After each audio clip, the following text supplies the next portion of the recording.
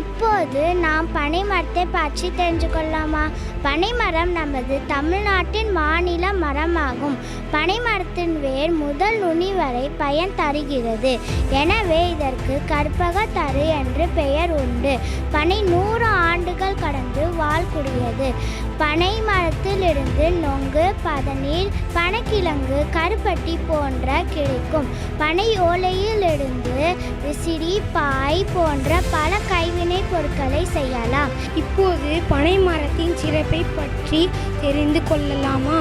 பனை மரம் வேர், தூர்பகுதி, நடுமரம், பசை மட்டை, உச்சி பகுதி, சில்லாட்டை, பாலை பீலி, பச்சை மட்டை, குருத்தோலை, சாறை ஓலை முதலிய 12 உறுப்புகள் இருக்கின்றதால் இதை கற்பக தரு என அழைக்கிறோம்.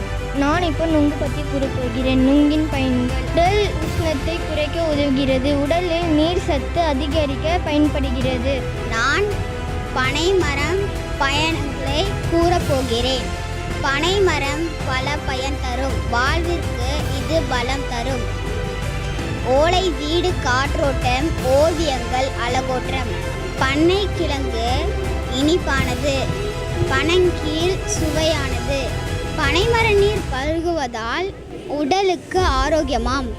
நான் பனைமரம் தரும் பயன்களை பற்றி பேச போகிறேன். பனைமரத்தால் செய்யப்பட்ட விசிறி. பனைமரம் மாநில மரம். பனைமரம் வறட்சியை தாங்கி வளரக்கூடியது. உணவுப் பொருட்களில் பதநீர் முதன்மையானது.